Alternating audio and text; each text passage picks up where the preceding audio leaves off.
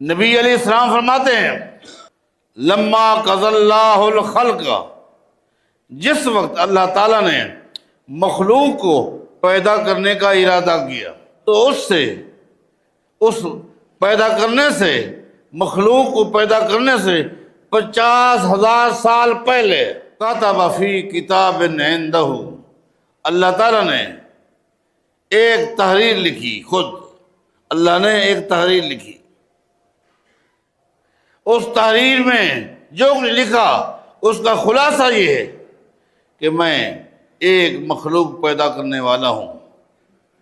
وہ مخلوق کبھی تو ایسے کام کرے گی جس سے میں خوش ہو جاؤں گا، کبھی ایسے کام کرے گی جن کاموں سے میں ہر درجہ خوش ہو جاؤں گا، اور کبھی ایسے کام کرے گی میں ہر درجہ ناراض ہو جاؤں گا۔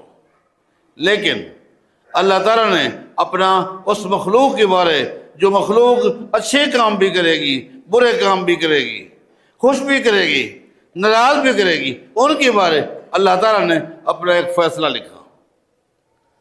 وہ فیصلہ کیا ہے؟ رحمتی سبقت غضبی، وفی روایت رحمتی غلبت غضبی، وفی روایت ان رحمتی سبقت غضبی۔ ان کے کچھ کام ایسے ہوں گے جو مجھے خوش کر دیں گے، کچھ کام ایسے ہوں گے جو مجھے ناراض کر دیں گے، لیکن میرا فیصلہ یہ ہے کہ میرا غضب میری رحمت کا مقابلہ نہیں کر سکتا۔